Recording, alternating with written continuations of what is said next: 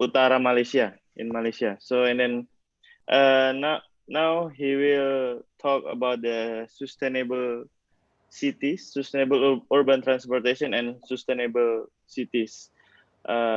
Before before before it, I will introduce myself. My name is Susilo. I am one of staff lecturer in University of Muhammadiyah Yogyakarta. Currently, I'm also conducting PhD in Taiwan. My focus is also like Miss Professor Mahmoud, is sustainable finance. He is also focused on sustainable finance, sustainable development, ecological economics, and financial economics. He is associate professor in finance in Utara Malaysia and research fellow at University of Technology Mara, UITM Malaysia. He has awarded the IFP Research Fellowship, and he obtained his PhD in Environment and Development in Finance and Economics from National University of Malaysia, or UKM. And he also published in so many famous journals, Journal of Cleaner Productions, Renewable Energy, Ecological, Technology Forecasting, and Social Change, and Environmental Progress, and so many. The famous one for me is only the Journal of Cleaner Productions.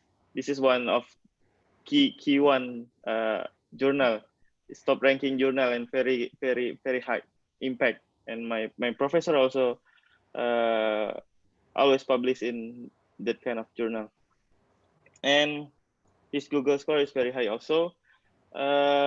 We can start with what is sustainable cities and sustainable transformations. Sustainable cities is included in SDGs 11. It's part of the 17 goals of Sustainable Development Goals, and sustainable, everything aspect that we want to make sustainable must be must be consist of three aspects. We call it triple bottom line, right?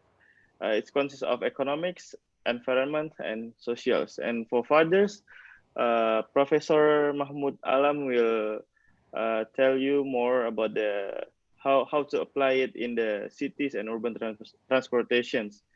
To make it fast, the time is for you, Associate Professor Mahmoud Alam.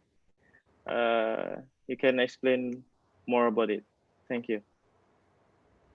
Okay, thank you, Mr. Susilo. Bismillah, alhamdulillah, salatu wassalamu ala rasulillah. And good afternoon and assalamu alaikum. Peace be upon you, dear participant, and my colleagues and friends and students, those who are joining with us in this session. I'm very much welcoming everyone. And Mr. Susilo already gave you some brief about the subject topic today what we will discuss. So the topic is on sustainable cities, which is a goal among the 17 goals, goal number 11.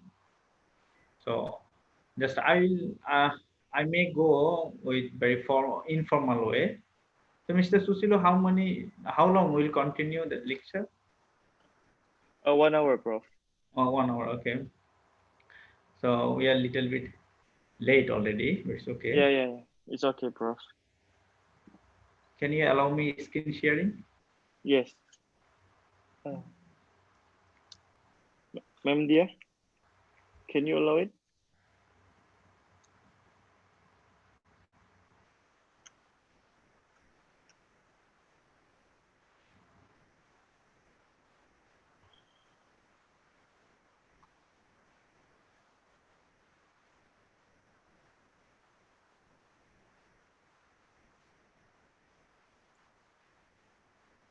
Maybe you need to get the allowance from the host, Prof.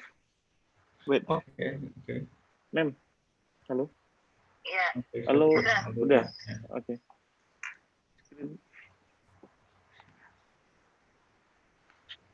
Okay, you can see the screen.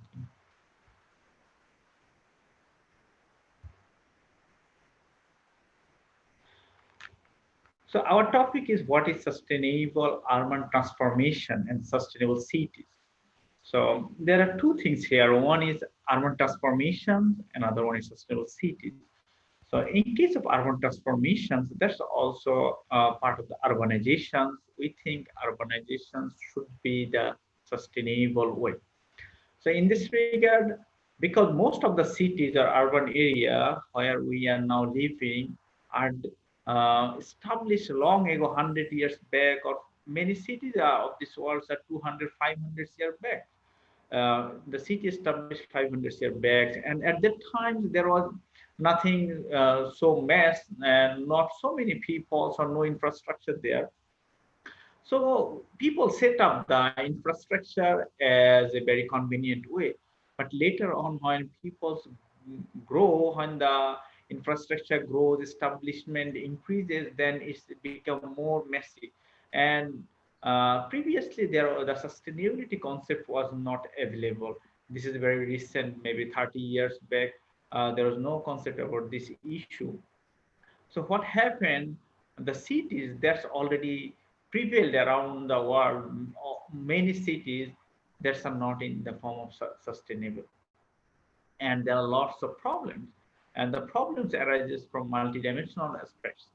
So one of the job is we cannot abandon all of the city existing cities. So what can we do? We just transform them, try to transform as much as possible as a sustainable case, or make the city more livable for the peoples or the community in a sustainable manner.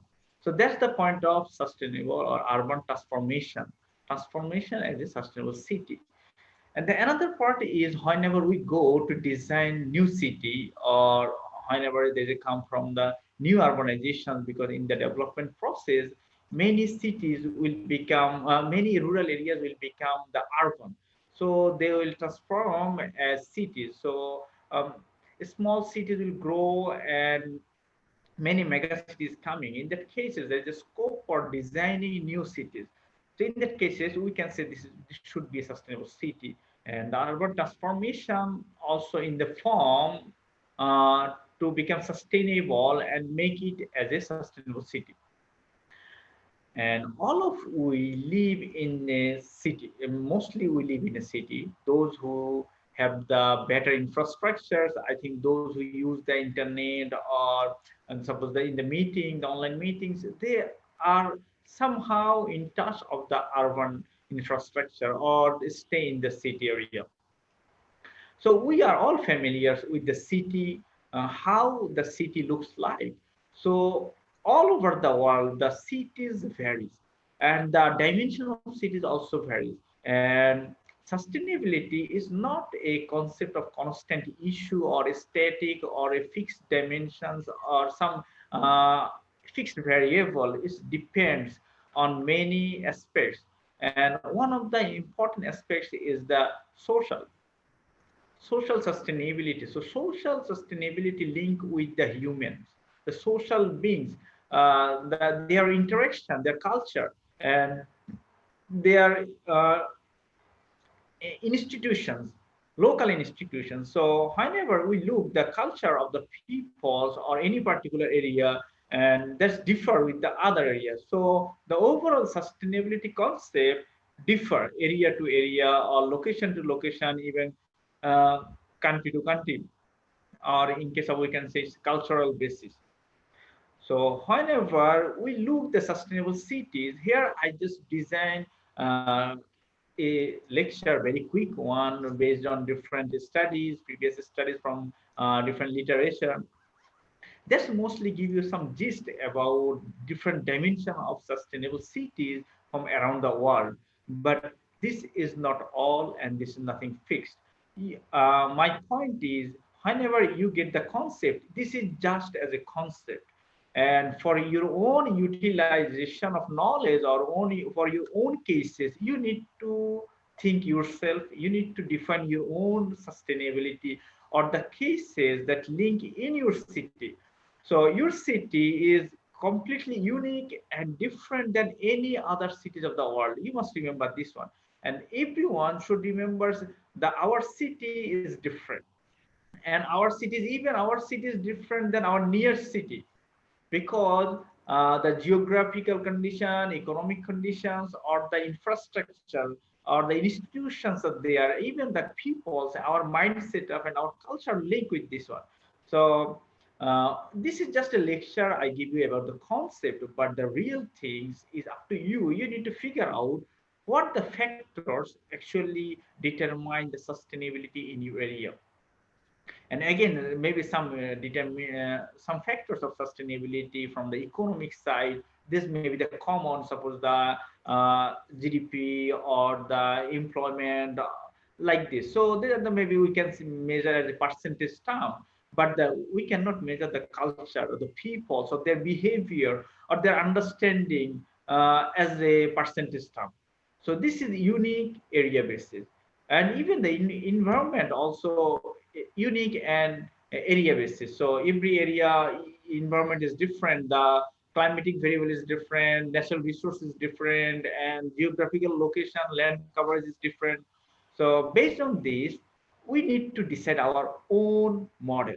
And one thing we should remember that most of the cases, the analysis of sustainable cities we see in the documented or higher research study, these are done on all mostly the developed countries, mostly the developed nations, because they set up their infrastructure in a very good manners, and they have less population, and they have strong resources that's not available in the developing nations. And most of the emerging nation, the third world countries, people are suffering many things rather than they look the sustainability. So whenever we see any model or any variables or the study, that's actually come from the location. So we should keep in our mind that this is not something fixed, or this is not something given that I should follow it. The point is we should figure out what is applicable for my case or my city or in my situation circumstance. And if we look as a person or family household as the unit of the whole economy, so what is my responsibility or which culture I belongs to, that's impact on my sustainable city. So whenever we look the SDG or whenever we look the sustainability issues, most of the cases we cannot figure out what is my role or how I'm involved with this, or as a household, as a unit, a small unit of the economy, how can I contribute here? So I try to make the link as a unit, how can we contribute and how much we are responsible for it, rather than we just take the knowledge is given from the top down or from the developed nations to us. And whenever we go for the SDG, we should one thing remember that we means the developing nations, we are not developed yet. So our progress is on the way. And in case of developed nation, they are already progressed and they are in a certain stage. They are in the matured level, but our economy is in growth stage. So our policy and our strategy may not fit with them. I think it shouldn't fit with them, because the policy they give or the recommendation they provide us is based on not for in favor of the developing nation, is in favor of the developed countries. And if we look, the climatic change or the emission is still the most high emitter country is the developed nations. Suppose the USA may make the huge emission and they don't agree to reduce their emission. They just force us, the developing nation, to reduce our emission. And if we reduce our emissions, our development will hamper huge. And another issue, there is also lots of political issue here. One of the issue is the this, we can say the climatic politics here. The international politics, development politics is here. That we buy their solution time to time. And another thing is we actually as a guinea pig of following their policy. So if we don't think ourselves how make things better for our own, that we cannot sustain, or our sustainable policy will not survive. So last time it was Millennium Development Goal, and many cases, many countries not able to fulfill the Millennium Development Goal. And this goals is many countries do it better, but many countries is in the middle, and then that's cancelled. Now we come with a new goal, the Sustainable Development Goal. And if we follow this one, our infrastructure, our capital is not here, our technology is not here, we are far behind them about the technology. Now they are looking for technology transfer, and in case of technology transfer, we need to pay. So there are many political issues are here. This is just a background. I try to give you the very basic political issue behind the whole picture. Whatever is given, we know the sustainability is a buzzword, SDG is a buzzword, we use it in everywhere, and people know, or without knowing, or willing, without willing, they are doing it. And we try to implement everywhere sustainability, but this is not easy for us. And if we follow their 100 completely their solution, that will not fit.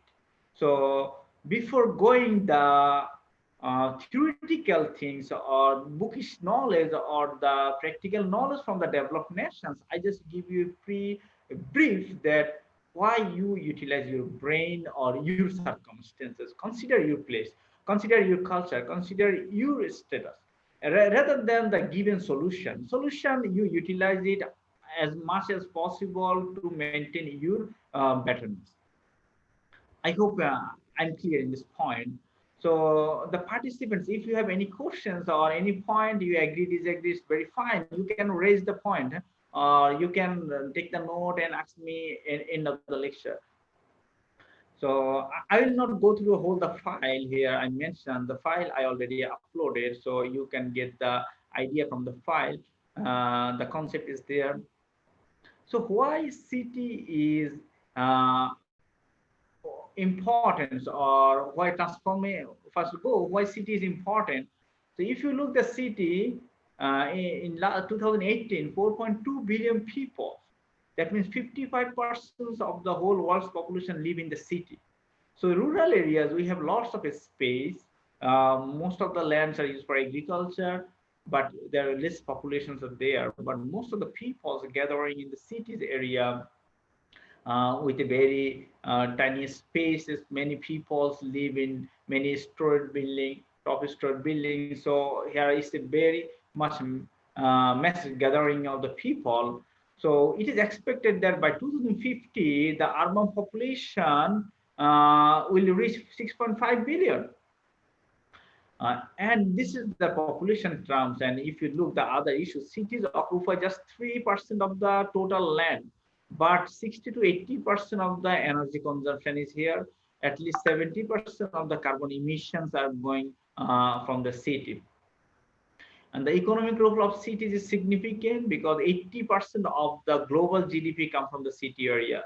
And the rest of the suppose 20% is the agricultural things or a small bit service sector, that's from the rural areas. But majority, the industrial part is the 80% that's come from the cities. So city is the hub for population, it is the hub from economics. And in the coming decades, 90% of the urban expansions will be in the developing world. And now I already mentioned that developing countries are in the way of growth. They are not mature yet. So in the growth, in the growing process or developing process, their urbanizations will happen. This is not, most of the developing countries, urbanization is not happening yet. It is in the process. If you go developed nations, suppose if you go the USA, UK, you see the all of the remote areas is also as like the urban area. All the infrastructure is there, the urban facilities is there. But in most cases, in developing nations, our infrastructure is not good. In the rural area, our setup is urban setup is not available, or urban facilities is not available in the rural areas. We face it now too much because whenever due to the pandemic, we give the online lecture, and our students are in many remote areas, so they cannot cope up with the online infrastructure setup, or they cannot cope with very short time with the computers or Wi-Fi or internet facilities. Because even the internet networking is not available in all the remote areas of these developing nations. So through the development process, this urban area will expand huge in the developing countries. And as a consequence, that will happen. The mega cities will growing too much. The mega city is that where 10 million people live in one city. So in 1990s, there were only 10 cities with 10 million people. By 2014, the number is to 28, and 2018 it is 33. So in the future, 9 out of 10 megacities will be in the developing world, because in the developing nations, uh, our rural place is not, there is not enough economic scope available in the rural areas. So peoples are coming in the city areas, and city is gathering too much. So the city is become the mega city. And next, all the mega cities will happen in the developing nations. In the developed nations, their infrastructure is available in the remote area, and they are diversified. Their facilities not concentrated in the capitals or major city. So peoples are scattered in the developed nation. But in case of developing nations, we have not even set up good universities in remote areas or every district. We don't have any government. All the government facilities or the private facilities in the district level. So peoples come in the major cities. So and the cities will become a mega city. And later on, I'll give you some example of the mega city. How is the mess on the, because these developing nations, the city is not designed well, because, and the city is not, still we don't know how many people will come in our city, or how we can accommodate them. Therefore, it's a mess when the many people come from the rural area. So whenever in future the mega cities will happen in the developing nations, this will unmanageable for the developing nations, because the resources also very lack here rather than the developed nation. And 828 million people are estimated to live in slum. The numbers of this number is rising, and it's very alarming that we say in the developed nation, we say the homeless people, and they're very few, and they don't count it.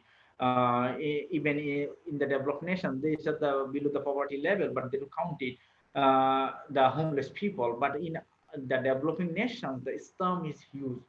The whole suppose if you look, the city is a major part of the city is the slum area. In the slum, there is no proper facilities, no proper infrastructure, including no life. We cannot say people they are with good water, good drinking water facilities, good sanitations. Nothing is there, and the life is messed there. So the slum is also growing when the peoples come from the rural area to city in the urban area. So they cannot afford to stay in a good apartment. So they stay in the slum area, and the slum is growing, which is also very much alarming. So if you look the mega cities of the world, this is the case. As you see, the most of the mega cities are here in the Asia, because the Asia peoples are highly populated in Asian cities, and so much peoples are here in this Southeast Asia. Also, one the Bangkok is one of the mega cities. Jakarta is the mega city. Manila is mega city. Seoul is the mega city. Huh? And in the South Asia, Dhaka is one, Kolkata is one, and Mumbai is one, Karachi is one. So these are the in the Asian, and uh, in the Sub-Saharan African, Lagos is one, Nigeria, very highly populated, and the Cairo is one. In South Asia also, the Delhi is one. So these are the mostly the developing nation. If you can see, the Hong Kong is the most developed. Beijing, Shanghai, Tokyo, they're the developed, we can say, or far better. And if you look the all the other European and North American, they have very few. Los Angeles, New York, Mexico City. and then Rio de Janeiro. There are very few from the developed nations who are the mega city, London, Moscow. There are very few cities, and if you see there in Europe, very few. So most of the mega cities are in this region, or and in future is mostly from the developing nations, and we are still not able to cope with the situation. So let's get an idea about the sustainable cities. Okay, before that, I just share you what is the transformation.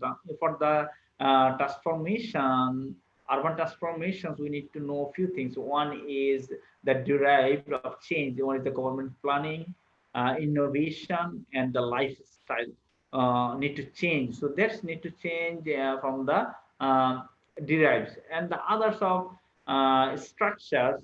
In case of the structure, resource management, so the climate change adaptation and mitigation types of resource should be there. That means less CO2 types of technology should be there. Then transportations and accessibility of resources should be different. Suppose the transportation, our transportation is highly emitting transportation, and lots of black air is coming out, or they consume more energy, and our building is not sustainable building, not the renewable energy based building, and special environment and public space. This is also very important. We'll discuss it, that here the space is very limited. We don't have enough space. That means people are gathering too much here in the cities, in the developing countries, that we face now in case of the COVID. When we go to maintain the social distancing, it's very difficult for this region. There are a few videos I already mentioned here. One video that due to the COVID-19, we don't have enough space in this region. So in the highly populated countries, you cannot maintain the social distance. If you go in the shopping mall, huge people are there. And if you go in the road, huge people are there. And you cannot maintain social distancing. So this should be another feature included in the sustainable cities. And that's not available in the existing literature. Due to the very recent phenomena, if these types of pandemics come again and again in future, so we should also consider that the social distancing, the spacing, and the recreational place should be a big point for the sustainable cities. So in case of designing the city, we should consider this spacing matter should be there. So what is sustainable city? There are many definitions from different agencies or different studies. So here I just mentioned few. So making cities sustainable means creating career and business opportunities, safe and affordable housing, building resilient societies and economies. It involves investment in public transport, creating green public spaces, and improving urban planning and management in participatory and inclusive way. So this is not even talking about the sustainability. The UNDP definition, they don't talk about the environmental sustainability, sustainable issue, mostly the economics and the social issue. So in the other words, sustainable cities are resilient cities that are able to adapt to mitigate and promote economic, social, and environmental change. That's the World Bank definition. So this is the sustainable development goals about the cities. If you look here, that the SDGs set up three things for sustainable cities. One is resource efficient cities, and that how you allocate the resource, and then the clean cities, how you manage your waste, and the green and healthy cities, that how the management and the socio-economic and the land coverage ecosystem managed. So there are many other features here from different studies. Say here there are the eight features of the sustainable city. If we summarize these eight features, we can say it is from the eight features of the sustainable cities can be summarized by a set of overreaching themes. The themes is employ more bottom-up management and decision making. Uh, we must remember this is not the top-down, because our management or our government or municipal head give a decision that you don't do it, you do it. This is not like a checklist People are not following the checklist, not say MCQ or checklist that we maintain every day, we maintain like this. No, it is our bottom up approach. We should ourselves be the self-responsible. And until and unless people will become self-cautious, you cannot manage it. We see the COVID-19 cases, people don't want to follow the lockdown period, and many developing nations, even the developed nations, US also included, the police arrest many people, and people don't want to follow the command. And this is not some cases it is necessity in the developing nations. People need to go out for necessity, for economic reason. For the developed nation, they go for freedom, exercising their freedom. So they go out, don't follow the rules, government rules. So these types of sustainable thinking should be the bottom up approach. People should adjust with their mental setup with this of thinking. It is not like that rules is given and we adapt with the rules. Rather than we should have the willingness to accept the changes, or willingness to accept or behave in a sustainable manner. And then come the develop more holistic approach to top down decision. So in case of the decision from the top down, the designing should be the more holistic, that cover every aspect rather than just focusing on one particular issue. Or suppose if your government develop a highway, they should look at about all the externalities and all the stakeholders. So it's not just a one point of view for the economy or transport, but it should be a holistic designing. And then favor solutions that rely on decentralized infrastructures. So decentralized infrastructures is very important. Suppose if you look at the developing nations, if you look the all the big infrastructure are good things in the city area. So if you want to see the big museum, you need to go the capital city. If you want to study in the good university, you need to go the capital city. And if you look, all the good universities are in the all the top universities in the capital city or in the major city. So a small city don't have enough good universities and don't have any big shopping malls or don't have other infrastructures there, even not facilities, many things. Suppose the government, you need to make lots of good documentations, lots of process, the regional office is not there. So that's why decentralization infrastructure is very important. Otherwise people will move to center point, and that's the capital city or the big city. So for the top down, the decision, one of the decision is infrastructural setup, how you design the infrastructure. Regional infrastructure is very important. Infrastructure means the institutional setup is also important here. Then generate incentives to replace aging sanitary city institutions and infrastructure using the first three of the 8 points above. Above there's 8 points here, rather than simply repairing the sanitary area, institutions, and norms. That means whenever you just transform the institutions, it should be including all the facilities rather than just transforming the one issue or two issue or very upper levels rather than dig down point. So furthermore, the sustainable city also includes the important normative aspects of city functions associated with people's value and desires. This is very important. Uh, this part is missing in overall SDG discussion. The overall SDG is focusing more on the reducing the economy, reducing the and the betterments of the ecosystem. That means mostly the ecology and the environment focusing rather than the peoples and their value and their desire and the culture is very important. Until and unless we understand the culture or people's desire expectation, it's not become sustainable. This part is highly missing in the overall overall, I can say, from the solution we find by the solution from the developed nations or the agency, this part is missing. So instead of buying the solution, whenever we design our own solution, we will give our value. We know what is the more significant to me. Suppose in some area, religious is the more significant part of their infrastructure, of their institutions, of their culture. So whenever they design everything, the religious value is important. And Some cases, suppose the social value or the community focus is very important. So the social distancing, many cases is not possible. One of the reason is the community, the bondage, the peoples and their friendship. And some cases it's easy because peoples are individuals, so they don't like to associate with others. That is very easy.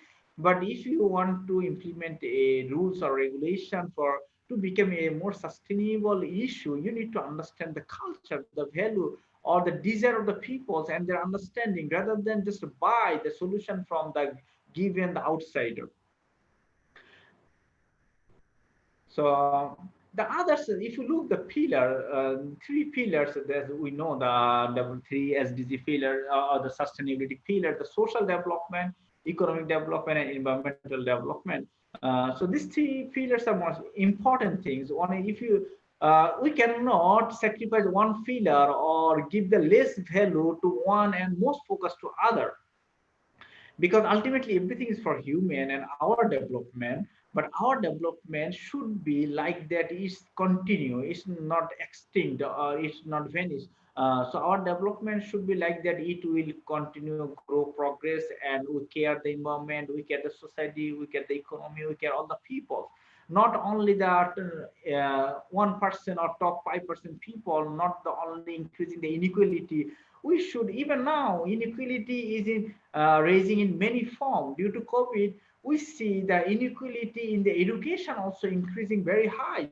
Those people who have access of infrastructure setup, they are better in education, and those who are not good in infrastructure setup or stay in the remote area. This is not related to the money. This is infrastructure. Some people are very rich, but their network is not good. In infrastructure setup is not good. Even we see in the developed nation, 40% of the developed nation, they don't have internet in their home. They use the internet and all the facilities at their office. But now, due to COVID, office is closed, so they need to work from home. But the home setup is not available. So the due to infrastructural lackings, the inequality increases.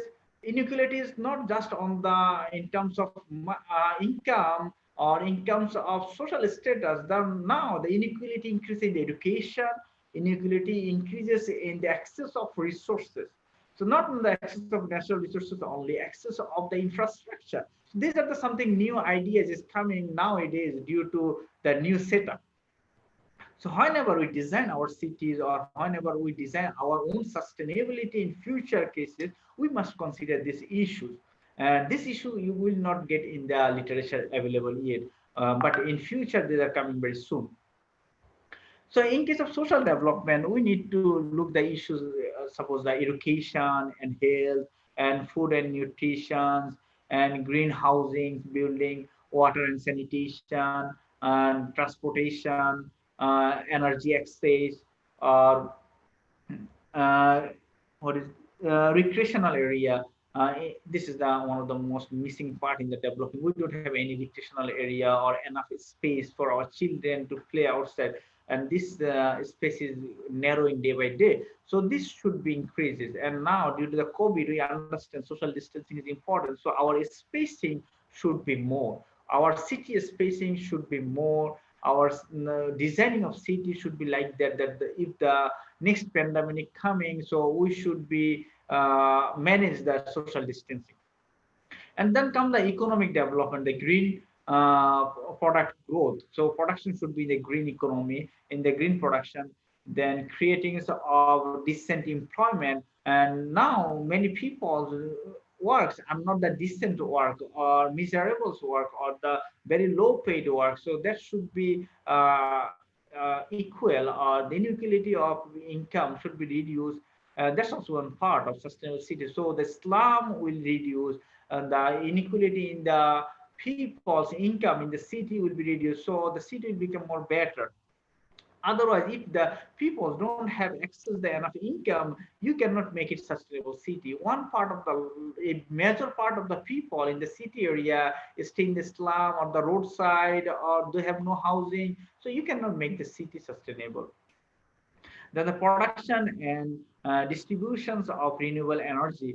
The access of the energy is very important. and it should be the renewable, and everyone should have the ability to afford the renewable energy. We know the renewable energy is still very expensive, and very few cases is accessible, but the others is still transforming. So whenever we design the cities in future cases, we should keep in mind that renewable energy should be for everyone.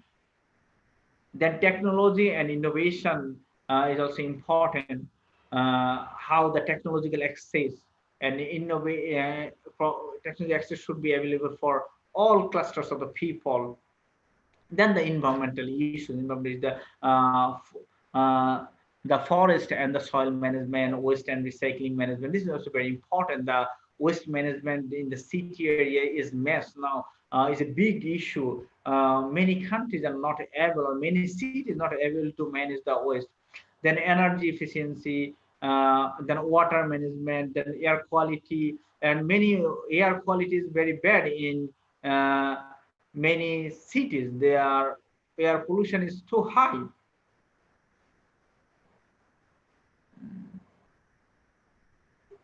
So many cities are air pollution is very high.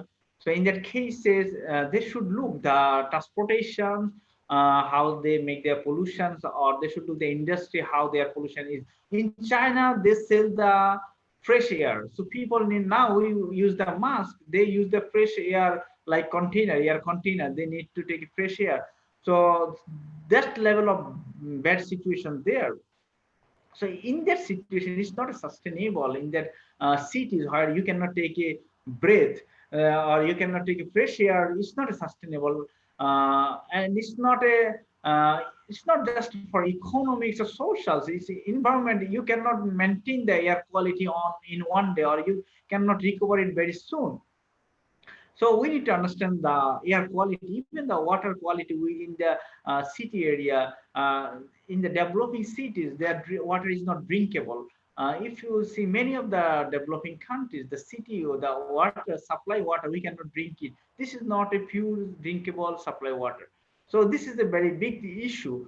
Our water is not pure and it's not safe. And if you go many other high populated cities, the water is very dangerous. And I'll give you an example later on. And then and adaptations to the mitigation and climate. So climate change is very fast. Now, people there, if there is a politics also there, but the climate change is very fast now. The changing of the climate is very frequent and very high. So in that cases, we should look the adaptation or the mitigation option as personal level. Individual, we should know the adaptation strategy. And in the suppose the China, the in few cities the air quality is so bad they need to buy the fresh air tank. So this is the adaptation way. So people need to spend money to get the fresh air. So this is a adaptation approach. And the mitigation approach is government will take initiative to make the air clean. So I hope I don't have much time to cover more things. So these are just a few things. Just I mentioned what we should consider. So and then now we look the green city. So we now another concept rather than go for the sustainable city. This is another concept is green city. And green city is one sort of sustainable city, but it is more green, huh? More green in terms of renewable, in terms of natural green. So here is some challenges. The transportation is the big challenge, waste management, water quality, the sanitation and the air quality, environmental governance, CO2 level, land use. So the green city is not covering the economic issues or not covering the social issues. They are covering only few environmental issues and few management issues. Suppose how you manage your waste, transportations, or land use, land coverage, or setup of the institutional setup to maintain some figure of data. Suppose the quality of air, quality of water, or quality of the maintaining the waste level like this. So this is the concept of the green city. So this is one sort of challenge, but this doesn't cover most all of the cases. Suppose many cities are now suffering for flood or flash flood, and the water logging. Major cities of the world water logging happen. Not the developed nations, even including the developed nations, but the developing nation. Many cities water logging is a very common problem, and flood is a very common and very frequent. So, but here the green city challenge, flood is not coming here. But in case of sustainable concept, we should take the flood as a big point here. So here, as an individual for the participants of this course, I just want to mention that you as an individual level, what the role of us. So we should understand the challenge and how can we convert the challenge as an opportunity. So every challenge will bring the opportunity. So if there is a new challenge come, find out the new opportunity. The mostly opportunity is the new thinking, innovation, new business. Because whenever you need to make change, there is a scope of new business. And business is very important. Business doesn't mean money making. Business means you provide the service. So whenever you need to give a new service, that is a scope for the employment creation, job creation. There's a new scope for the entrepreneurship development. So this is business is interlinked with economy, with sociology, and with the environment. So if you design the green business or environment friendly business that will solve the people's problem, that will be very big things. And this is very important issue in future. So another issue is that now we are looking the model of the cities. Which city is sustainable? Peoples around the world say our city is the number one city of the world. There are many green city ranking. There are many happy peoples or happiness index ranking. There are many ranking of cities or the better living, better place to live. The city ranking. So if you look, the some city is in very top and some cities in the bottom line. So but every city has their own features, own strategy.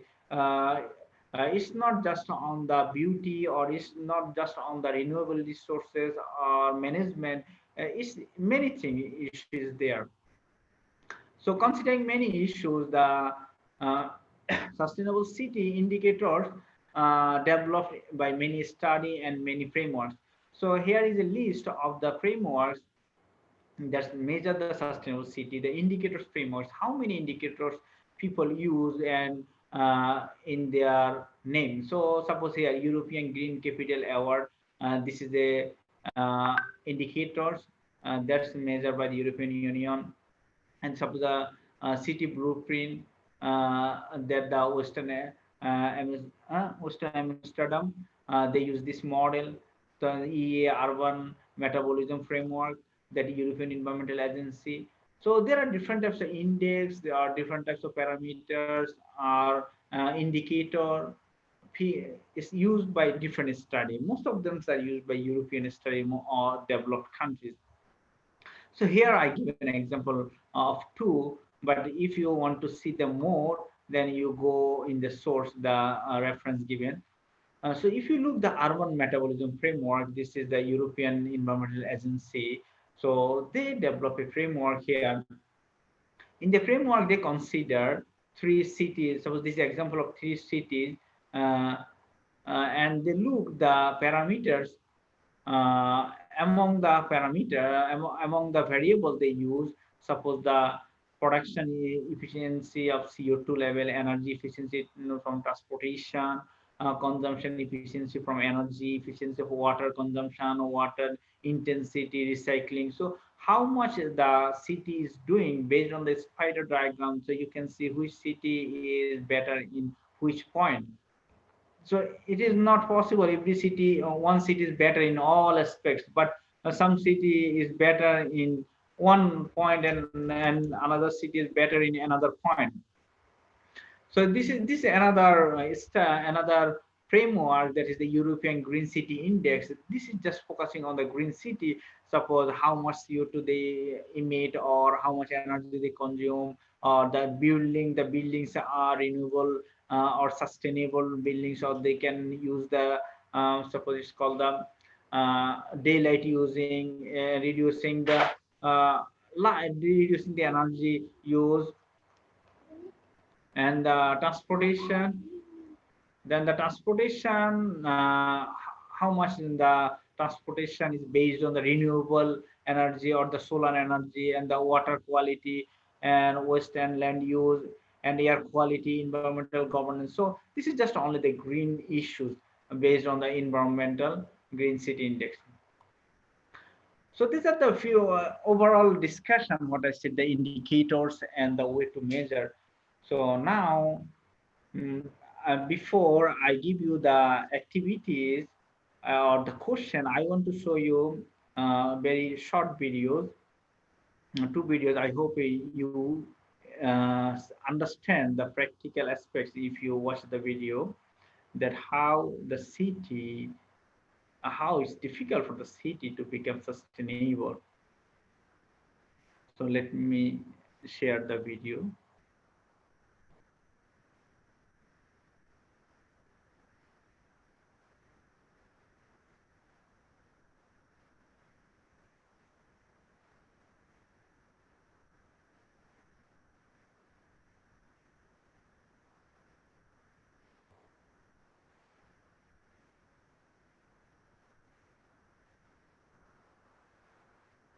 Okay, let me first see this one.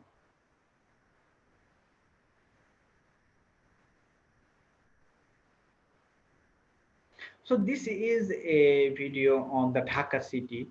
Dhaka is one, the reason I select Dhaka, because Dhaka is the fastest growing city of the world, and the population is growing the fastest. And this is a mega city and with full of problems. So let's see what the cases here.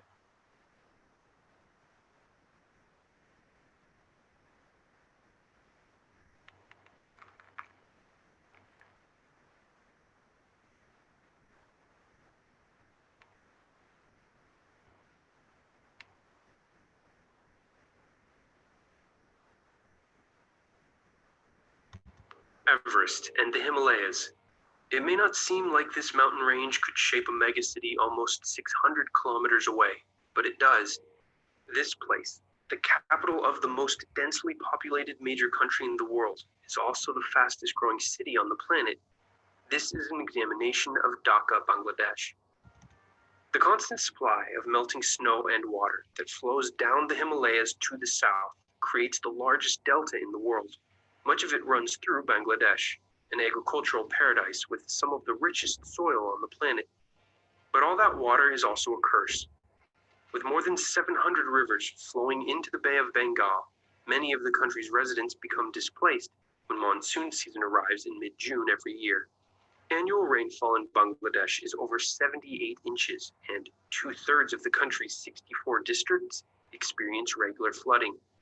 Combine that with the highest population density of any major country, and you understand why Dhaka is adding more than 400,000 residents a year. If even a little of Bangladesh's precious land is overtaken by water, many of its people instantly become homeless. To top that off, when fields and villages flood, these already struggling microeconomies become even less sustainable. So people pour into the capital because that's where the jobs are. More than 2 million people now work in Dhaka's many garment factories. That industry is the engine of the Bangladeshi economy, producing 80% of its exports. But it can be a hard industry to break into if you're a farmer coming from the countryside. So many unskilled people find work in the off-the-books economy. There's a reason why this is known as the rickshaw capital of the world. Cash gigs like vegetable salesman, barber, shopkeeper, boatman, and cycling cabbie make up nearly 4 out of 5 jobs here. Average pay for this full-time work is less than $100 a month. So development is a tough nut to crack. In order to raise revenue to provide better services and solve problems like traffic congestion, the city needs to bring these people out of the shadow economy. That idea was examined in the Global Post's excellent report on Dhaka from a few years ago. Legitimizing this vast slum economy would mean compelling millions of vegetable sellers, shop owners, barbers to get licenses, pay taxes, and formalize working conditions. It's a gargantuan task. Dhaka wasn't always so low in the global economic pecking order. In its heyday as the commercial capital of the Mughal Empire in the 17th century, it was one of the wealthiest and most prosperous cities on the planet. The Venice of the East, known then as Jahangir-Nagar, was a worldwide hub of the cotton and silk trade. Its palatial caravansary, the Barakatra, sheltered merchants traveling along the Grand Trunk Road, one of the oldest and longest thoroughfares in Asia. Then Dhaka fell into 2 centuries of turmoil that saw its status decline.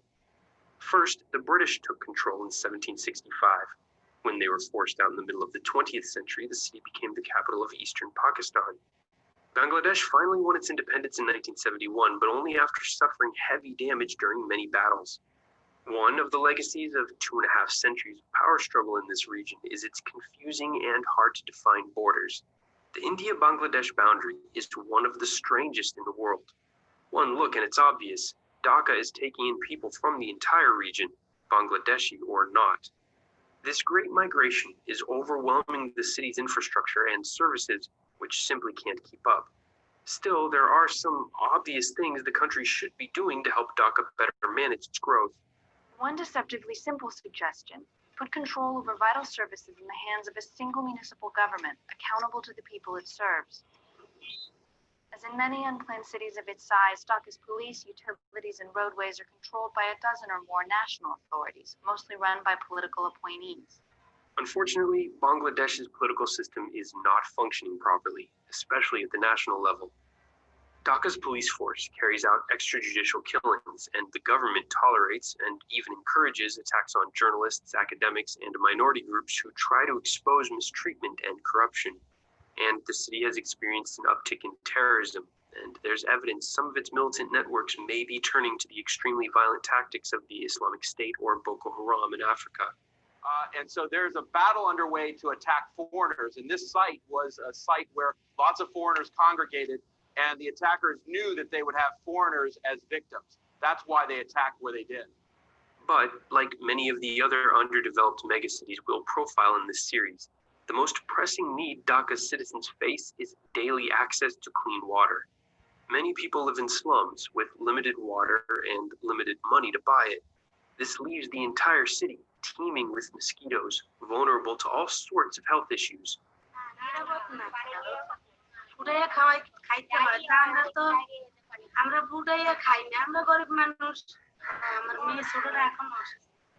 In the end, it's easy to focus on the problems of this place, but many of Dhaka's people are filled with hope. In a video by the YouTube channel Footsteps, we see there's no shortage of bright people full of ideas for how to make things better. We have problems, yeah, we have problems. We have traffic congestion, we have corruption, we have a lot of problems. Solve ridiculous statistics and labels as Dhaka is the second worst city to live in. Please don't buy into that. These are just people with agendas. So let's forget about all these second worst city to live in, and let's just do our best to make this city the best city to live in. He's right. The people of Dhaka will decide their fate, but they need to have a real sense of urgency, because the real challenge is just beginning. Climate change threatens to make their situation much worse. By 2040, it will be 2 degrees Celsius warmer. The glaciers and snowpack in the Himalayas will melt faster, and rivers flowing from the mountains in the north will meet wider deltas in the south as more intense and more frequent cyclones drop more rain on this already flood-prone land. Much of Bangladesh lies within 10 meters of sea level. That means when the sea rises an expected 2 feet in the coming years, the already overcrowded country will have 3% less land.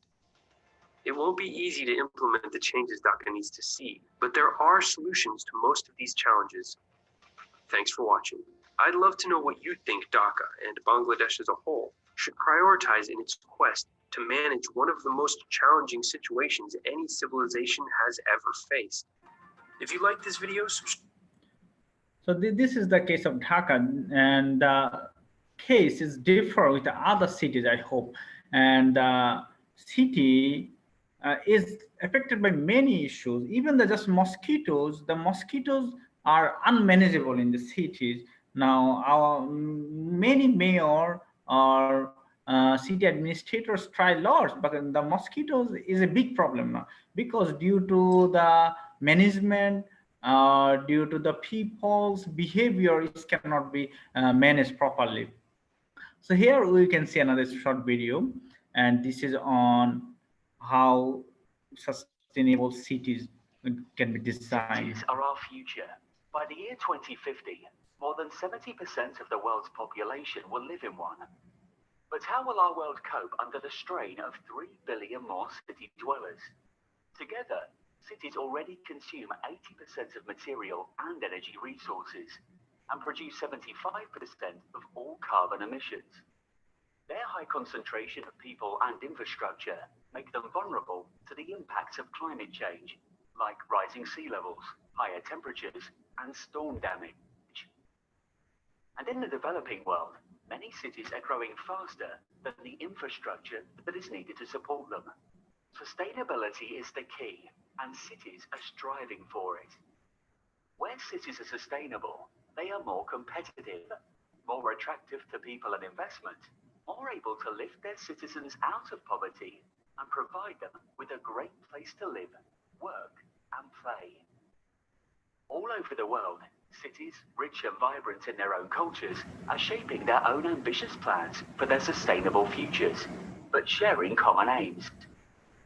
To take real action on climate change, to encourage economic development to the benefit, not the detriment, of the environment, to become more resilient to disasters and a changing climate, to improve the quality of life and well-being of citizens, fostering supportive and inclusive communities in which everyone can thrive, and to take advantage of smart technologies to improve the efficiency of infrastructure and provide citizens with better, more responsive services. But how? Even the most advanced cities can't make this journey alone, and that's where business can help. All over the world, behind the drive towards a sustainable urban future, are businesses dedicated to finding and implementing the best solutions.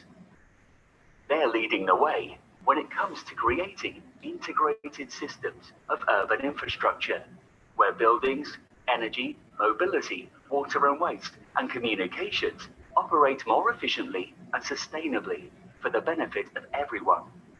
But, too often, their expertise is introduced too late in the planning life cycle to be of full benefit. And there can be barriers which stop valuable dialogue taking place. That's why the World Business Council for Sustainable Development established the Urban Infrastructure Initiative, or UII, an innovative model for early collaboration between cities and business. It's a simple idea. In 10 cities around the world, experts from 14 leading companies and municipal governments gathered around one table. Working together, they identified new approaches to realizing the city's visions of a sustainable future. Innovative, practical solutions emerged, producing real benefits for the cities and their sustainability programs. Could this new approach work for your town too? We think so. Everyone wins. Cities, by identifying solutions that can make their sustainability aspirations a reality, and business, by unlocking markets for new services and products essential in creating the sustainable cities of the future. To find out more, go to wbcsd.org/urban-infrastructure.aspx.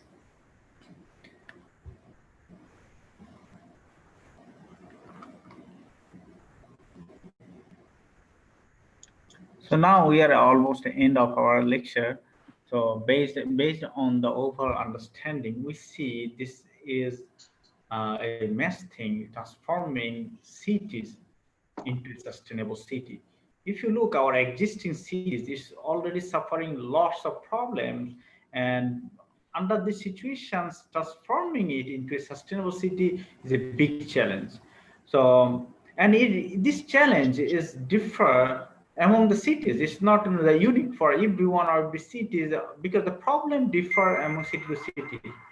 So therefore, now whenever hello and welcome to Fully Charged. My name is Robert Llewellyn. This is a series about the future of energy and transport, electric cars, all kinds of cool stuff like this. And today I've just come along to see this normal town.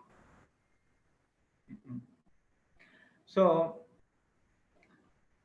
now we need to think about our own situation, own cases as a participants or as a responsible citizen. How can we design our city, or how can we contribute to make our city sustainable, or how can we influence our administrations to make our city sustainable, or which factor is important for my city or my area.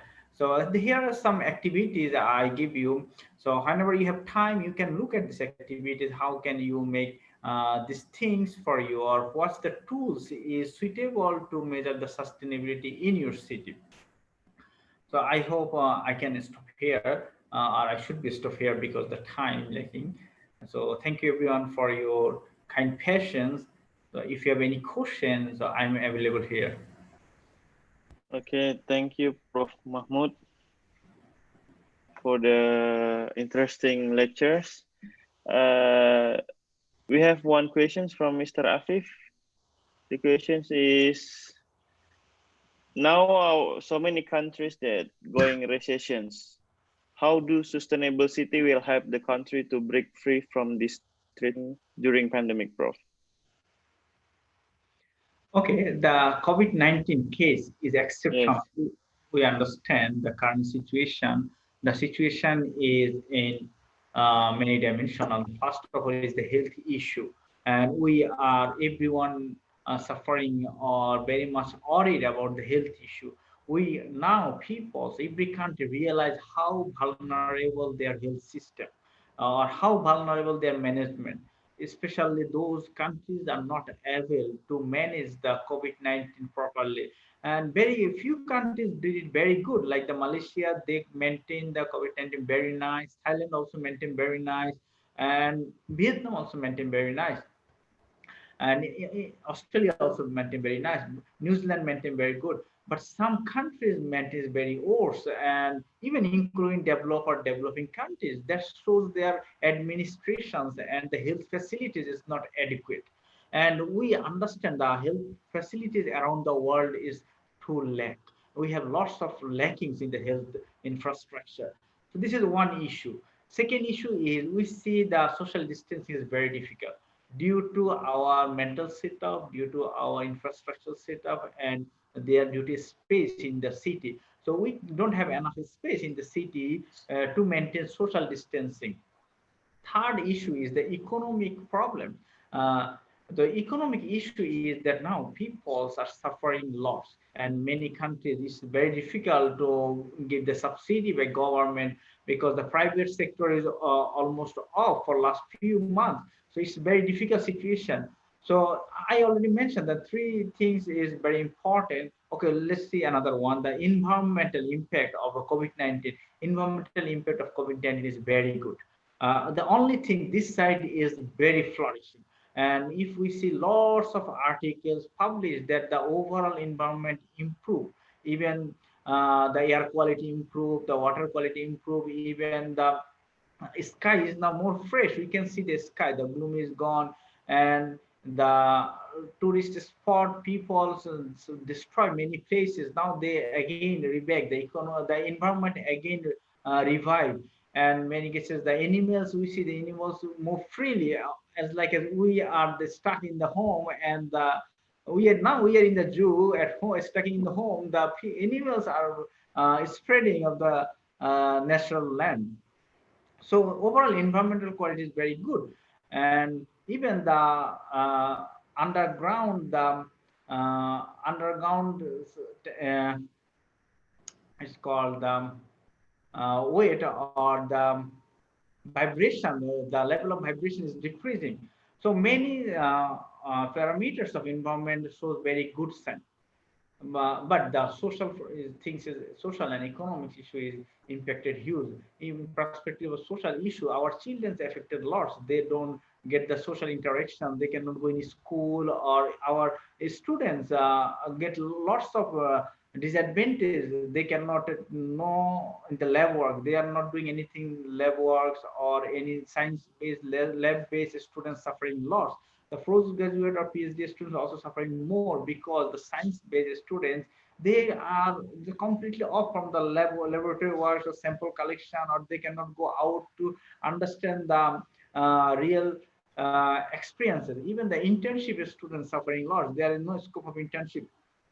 My child, the kids and the school children, they are also suffering a lot because they miss the social gathering. For online lectures, we give for the adult student, but for children, it's impossible. They don't understand and they cannot sit in front of the computer to listen like this. So this is the social issue, but in economic issue is the mess.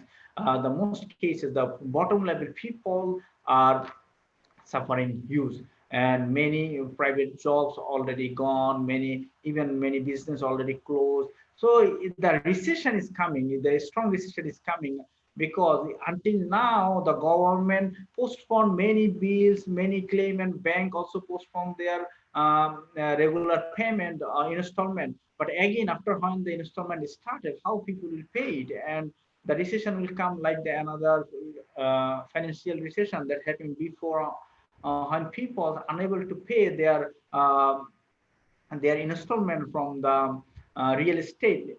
Now again, if now people are unable to pay their installment due to their lack of income, the bank will suffer loss, and when the bank will suffer loss, the whole cash flow will break down in the country.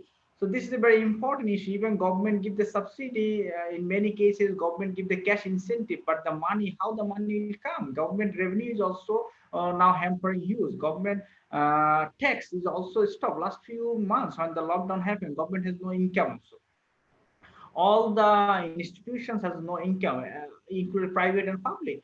So how government give the subsidy? The ultimately is increased use recessions or inflation. Maybe the hyperinflation may come in many cases.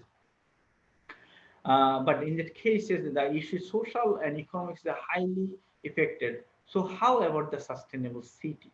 The sustainable city is aspects of overall sustainability until we ensure the sustainability of our people, until we ensure the health sustainability, healthcare facilities, or their economic sustainability. If they don't have food in their home, we cannot tell them, give a lecture, or we cannot give them the solution for sustainable issue. So first we need to ensure the healthcare, ensure the food, ensure the economy, then the sustainability issue come. And here one thing is just we are studying on the issue of sustainability now. I mentioned the business is very important. Many businesses going to close. Many supply chains broke down already. So people's looking for new business. In that cases, when government give the subsidy in new business, they should focus on more green oriented business. They should give more environment friendly business. They should incentive or focusing more in the green green types of business. That's why it can lead another sustainable matters rather than the old business. It's also very difficult to start the old business again after a long breakdown due to many raw materials missing, many supply chain broke down. Whenever new business coming, government should focus on the green business. Government should give the subsidy for the green business. Government give more encouraging on the green business. So the business people will get the idea and they will start in the new business in the green line or the environment friendly business rather than old back the old approach of business. So this is another breakdown or breakthrough. We can say we can start a new sustainable era after the COVID-19. I hope it can give you some idea how can we deal the issue.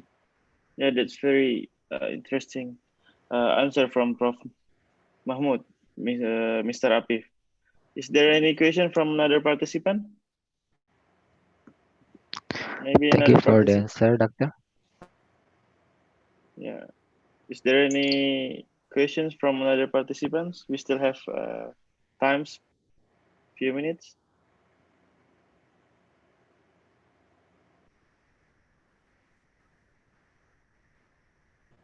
So if there is no question, I hope all of you get some idea and you can utilize this knowledge for your future research and interest.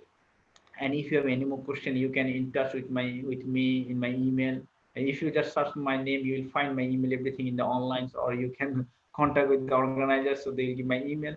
So if you'll be in touch, we may do some research or in this way. Even we can do research on sustainable cities for all of the countries, all of the participants. They can feedback from their city what is going on after the COVID or before COVID, and how can we make it more sustainable. So we can make a better idea or better knowledge sharing hub. And I think there is some assignments also involved in this course. So if students want, they can take the assignment as the city, sustainable city in their city case. Yes, Prof. Thank you for the enlightenment in the sustainable cities. So to make our city sustainable, we need to learn from others sustainable cities, but we need to innovate the policy to make it suitable with our conditions, because some of the policies in the developed countries we are not suitable for our in the developing countries. And Professor Mahmoud already explained some features to make a sustainable cities, and so many steps, and then explain what is the sustainable city, and give the examples.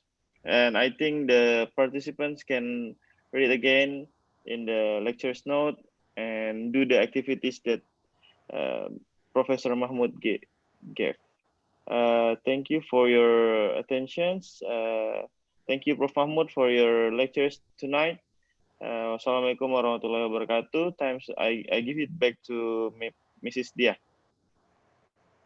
Thank you, Mr. Susilo, and thank you, Professor Mahmoud. First time I met you too. Thank you so much for your time. And Mr. Mahmoud also have this, we already shared through my class. You can take the module in the My Class, and also don't forget to work for the multiple questions that already shared by Mr. Mahmoud. Dr. Mahmoud already shared the multiple questions and multiple choice questions. Please doing this work. And thank you so much, Dr. Mahmoud. Hope we can meet you again after the COVID-19. And inshallah, if we had time, we will see you in Malaysia, or whether you can arrive, you can come to Yogyakarta. Inshallah, okay. Best of luck. Thank you so much, brother. Thank you so much for everyone, and meet you soon. I would like to share you some information. The module D, we already share the modules, 3 modules, and we will have the online lectures again, the online lectures by Dr. Eko Priyopurnomo in the next 2 days, 21st August, in the same time, 7:30 p.m. Hope we can have time to meet each other in there.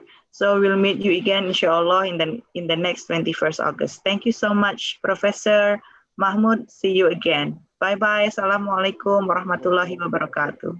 Waalaikumsalam warahmatullahi wabarakatuh. Nice to see you. Okay.